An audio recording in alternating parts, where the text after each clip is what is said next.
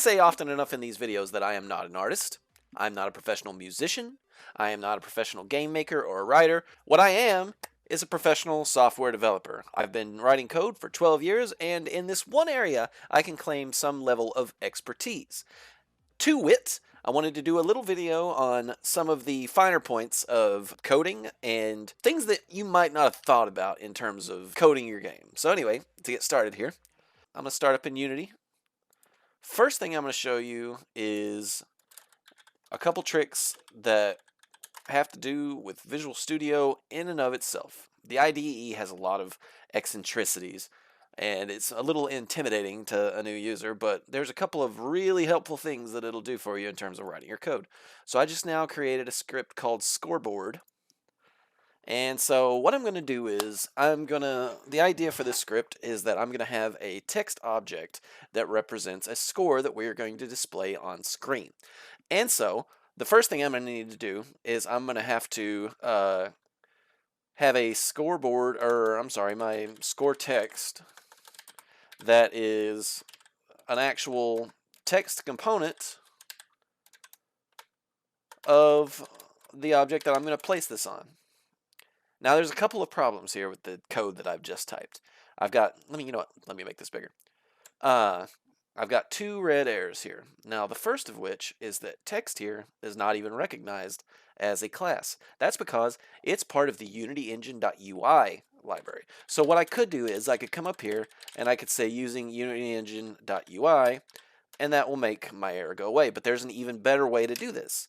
The IDE wants to help you. See this friendly little light bulb here? This guy will come up with a number of options of how we could possibly fix this. In this case, I'm going to say using Unity Engine.ui. Basically, the code that I just typed to fix this can automatically be fetched by the IDE to fix any kind of error like that. So the other error that I have over here is that ScoreText doesn't exist in the current context.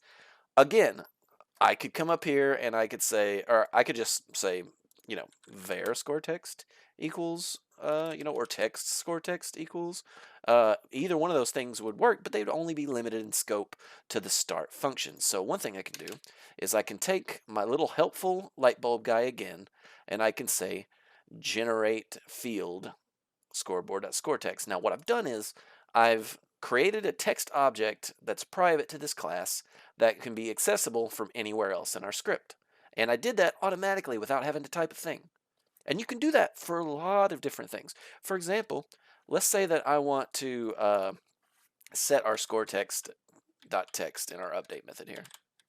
So what I'm going to do is I'm going to set the actual text of our score to 100. Now, that's all fine and good, but there's a couple of things that this is doing badly. For one, I'm doing this 30 times a second because I'm doing the update method, but I'll get to that in a second. The main problem is that I am giving a hard-coded text value of 100 right here. What would be preferable to this would be, the third thing that I'm doing wrong here is that I'm probably going to want to do this kind of behavior a lot. So the first thing we'll do is we'll highlight this entire line here. We'll go to our little light bulb who, spoiler alert, we're going to be going to a lot. And we're going to call extract method. Now what extract method does is it takes that bit of code that I did there and it generates a new method that does the thing that I said that I am extracting and allows me to name it. So I'm going to call this setScore. Now that's still sort of, that gives us some nice portability. I can call setScore up here if I want to. So now we've got the nice portability of having that method, but it still leaves something to be desired because I'm still setting the score to a hard-coded value. So let's introduce this as a parameter, and we're going to make it an int because we're not in the strings for score. So I'm just going to set ScoreText dot text equals score dot toString. And so up here when we do set score, we're wanting to do like 100. Now we've just moved the problem of this thing being hard-coded. So if we're going to set an initial score, if that's the point of calling set score at the start of our function here, let's move this to a public variable.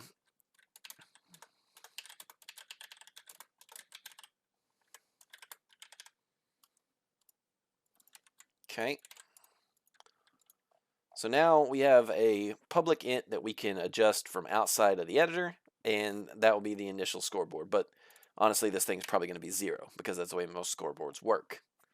All right, so now let's make another script to interact with that script. So this is the cool thing about Unity, is that the model behavior system makes it extremely easy to make as many scripts as you need to accomplish your things, and to have all of them function in a very similar way. So we're going to have a script called collect.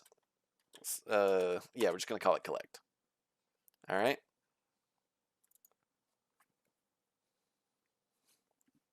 So now the first thing we're going to do here is we're going to have a concept of our scoreboard. So I want to do GameObject.find object of type. This is, if you only have one of something, this is a very easy way to find the only scoreboard on your scene. So we'll find an object of type scoreboard. That's our class that we just got done writing. It'll find the object. We need to store that in something. And so again, we can use this to automatically generate our field, our scoreboard that we're going to be referring to in other parts of this script. So now that I have access to it, I can interact with it. So let's say that we want to, instead of update, let's have a method on this called collect. And this is going to be, oh well, we can't call it collect because it's the name of the class.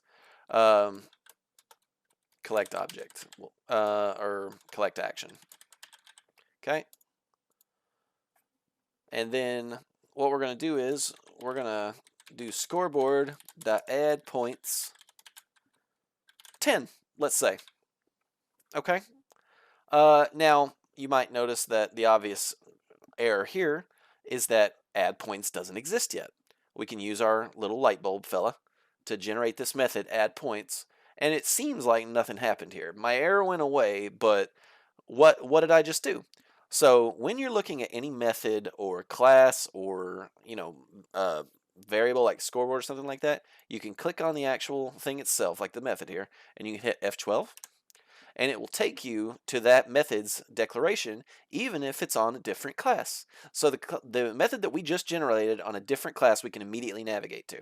And so you might ask yourself, Visual Studio did a super great job implementing this, adding this method for me, but what if I forget about it? Is it just going to exit quietly and not do the thing that it's, actually add the points the way it's supposed to? No, it automatically adds this method with this line here, throw not implemented exception. So what'll happen is if you try to call this without actually deleting this and typing some valid code in here, you'll get an error that'll come up in your console. So we're going to implement this method now, and what we're going to do is we're going to say we need to add, so we want to add the value to the score as it exists right now. So currently, one thing we could do is we could just say set score to V, but what that would do is, if we did like 10 here, it would just set the score to 10. That's not what we want. We want to add 10 to the already existing score. So I think we need to have another variable here called score, or let's call it current score, and we're gonna add the V to it, and we're gonna set score to current score. So now current score doesn't exist. We can use our light bulb to make it exist. All right. So now we have a value of current score, and we can set here in the start current score equals initial score. And then why not just do this for niceness sake? Set score to current score. All right. Actually, I want to move this a bit above and have those two right next to each other, just for readability's sake. Okay. So we have our add points method is going to take the value V here. This doesn't have to be V, by the way. We can make this, point val. Or actually, I just passed up a good opportunity here. Instead of V, what we'll do is we'll highlight V, and we'll hit Control. We'll hold Control and hit RR, and that brings up the opportunity to rename this thing. So we'll call it point val, and we'll hit Enter, and it renames any instance in this scope of that variable to the word point val. So that's gonna increment our score when we add points off the collection. Now, the reason why it's so important to be able to generate code like this on objects that aren't in the same script is because of a big, important, super important developer concept called solid. And so solid stands for a bunch of things that I'm not going to get into today. I'm not going to get into the L, I, or D on these concepts because each one of these concepts is something that's going to be a little bit brain baking if you don't have any development background. So today we're just going to stick to the S and the O. So let's talk about the S in solid, which stands for single responsibility. How many of you have a script out there called player that consists of just about every single thing that the player does, and for that reason is like 8 pages long? We have a player script, and underneath that is, jumping, movement, attacks, dying. You see the problem here is that we are breaking the single responsibility rule. What we should do is we should break this script up into a bunch of different scripts that are just jump, and movement, and attack. All these things should be different scripts. And Unity makes it super easy to do that with mono behaviors. And I'm going to demonstrate.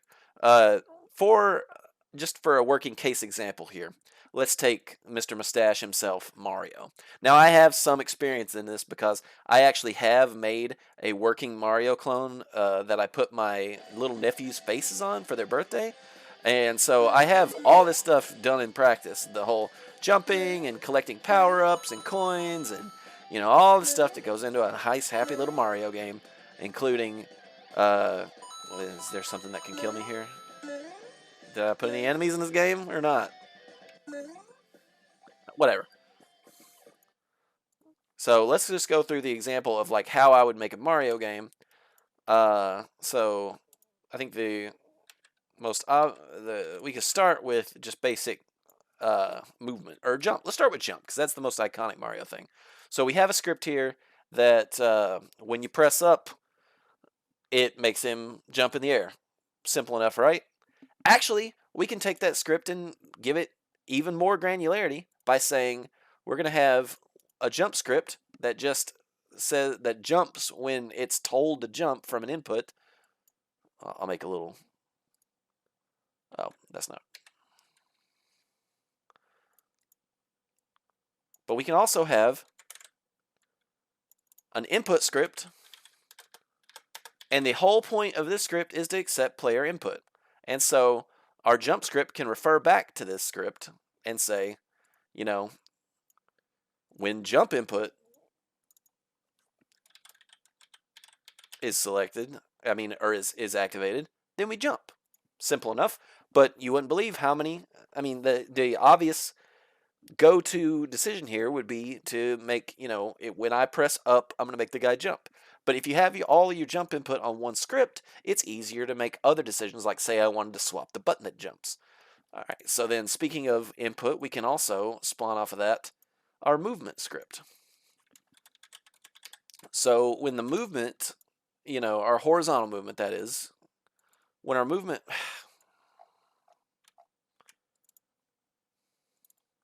When our movement script has move input from the input script here, we move. That's pretty simple. All right, so we can jump and we can move, but we can't just jump all the time, otherwise you jump into space. So let's add another script that detects whether or not we're grounded. All right, so this script, its only responsibility is doing a ray cast on the ground below you and trying to determine whether or not we can jump or not.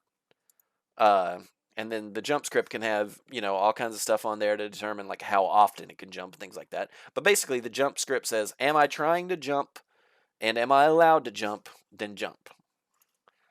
All right, so that covers all of the movement aspects of Mario. So let's talk about him picking up power-ups and stuff. We want to have like big Mario versus little Mario, so we need to have some sort of script on here that says what's our state. You know, all this script will do is say, am I big or am I little? And it'll be based on, it's not going to be based on movement. It's going to be based on collision. So we'll have one whole script whose job is nothing other than to detect whether or not we've collided with something, be that a power-up or an enemy, to shrink or raise us. So Mario, Mario, Mario. So, okay, if we collide and our state with an enemy and our state is already little Mario, then we also want to have another script that determines our death. And so this script, all it will do will make Mario hop up in the air like, ah, and fall into the, into the background or whatever he does, and then start the level over. That'll be the whole purpose of that script. So you see, what we're going to end up with on this player object in our Unity scene is 1, 2, 3, 4, 5, 6, 7 scripts on this one object. And while that seems crazy, when you're actually making a game, it's going to make your life so much easier in terms of organization, and you can be able to interact with all these scripts together right at the editor level. So let's talk about the O in Solid. O. The O stands for open to modification, closed to extension. I know that's like, okay, O is right here. It's the whole rest of the sentence. It's really hard to remember. But basically what that means is that once you've made something good, you don't want to go back and add other stuff to it. If you want to have new functionality for that old piece of code, then you want to make an extension of it through inheritance or through interfaces. And so I'm going to give you an example of that. We have our nice collect object here, right? That has this collect action on it. All right, so that's perfectly good for picking up something like a gold coin that's worth 10 points or something like that. But let's say that I wanted to have a power up instead. So what I could do is I could, sorry, Unity's being slow, importing that code. What I could do is I could create a new script called Powerup. Okay. Any day now. And instead of inheriting, oh, that's not Powerup. So instead of inheriting mono behavior, we'll have it inherit collect.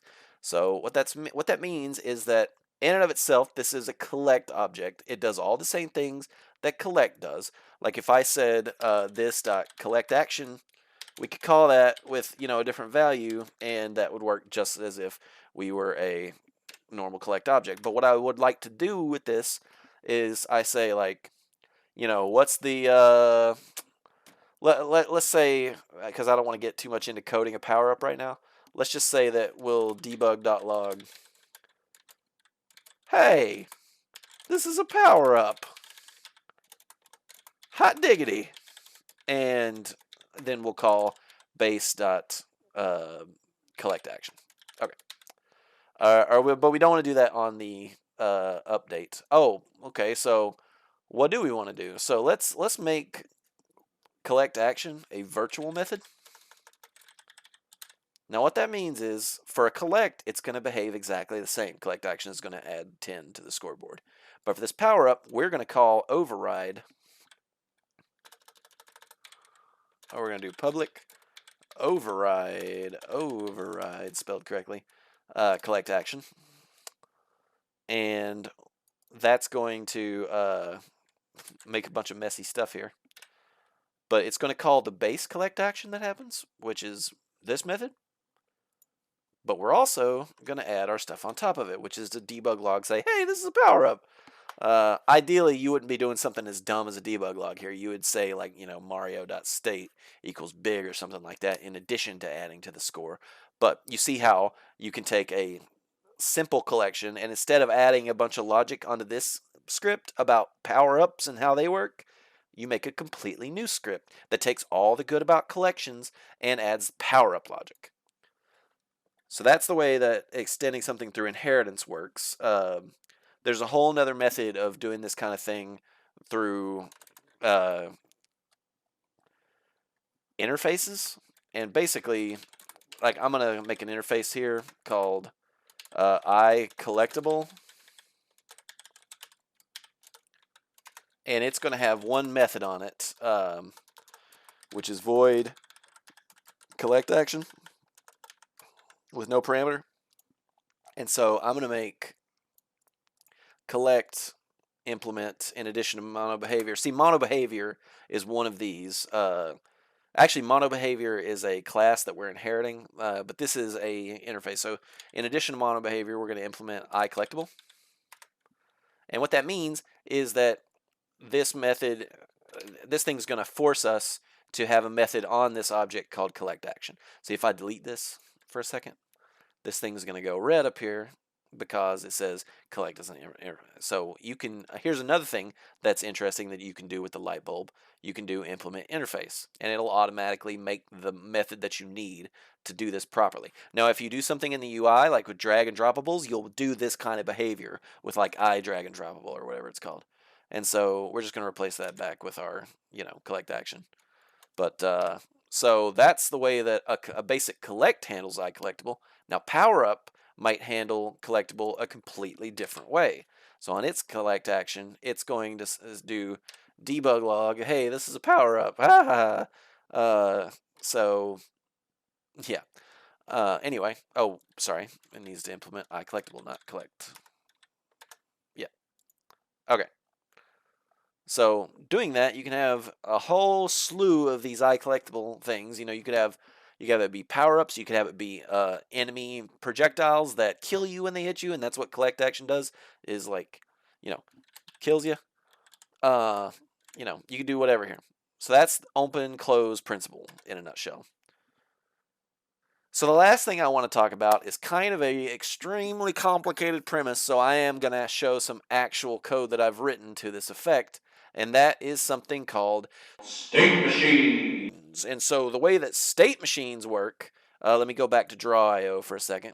In a state machine, we have a concept of, call this guy state machine. He has a concept of state. And state is basically just going to be, for lack of a better word, what are we doing right now? And it can be just an enumerator value. Here, I'll go to one of my state machines. So state can just be, in this case, my goblin state, idle, patrolling, or attacking. All right, so now the goblin is this guy right here. Oh, let's go to my scene view.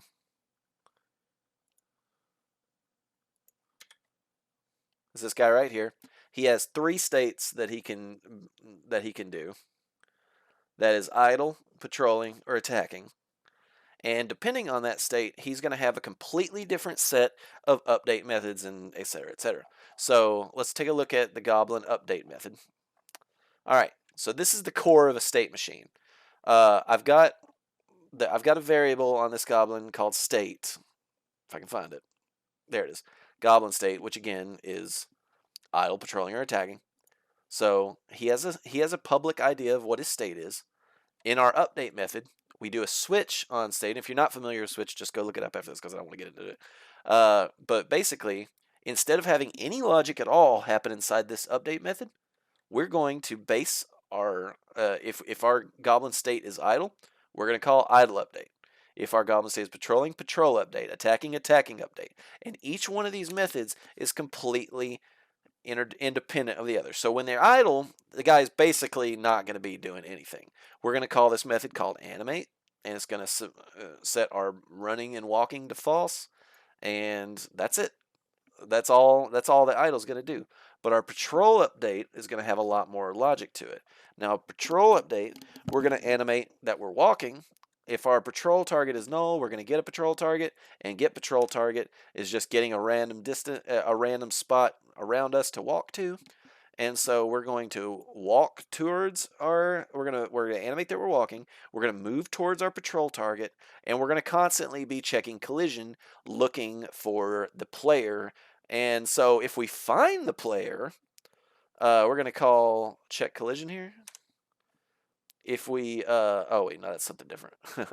So if we find the player, we're going to set our state to attacking, and then we're going to go into our attacking update.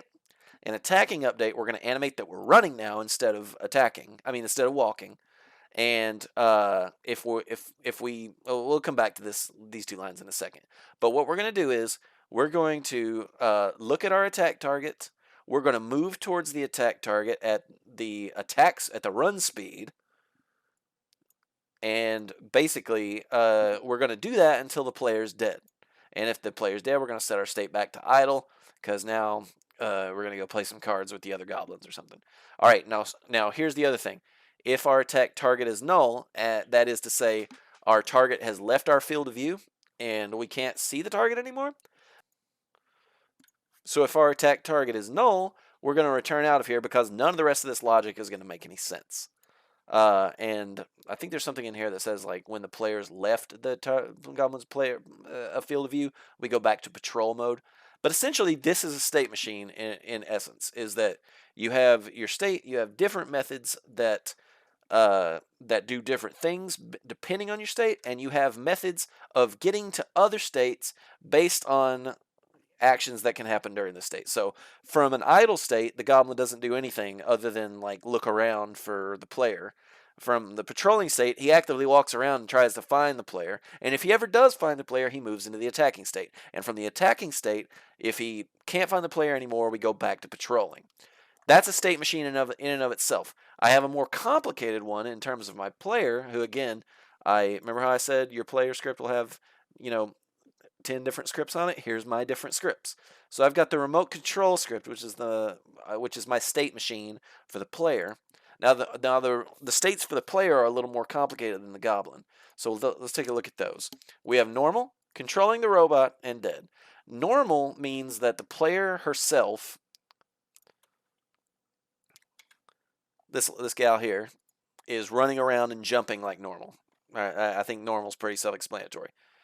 Controlling robot means that we have a little robot spawn in the scene, and my player is just going to sit down. Let's go to our controlling robot update. Robot update. So our running is false. Our controlling is true. Controlling means that she sits down on the ground and plays with a little joystick. And we have all this different, like if I hit the control button again, we'll return control and she'll go back to normal and it'll destroy the robot. So that's another state machine. I have 2 in this project. I'll show a little bit of my code in action here.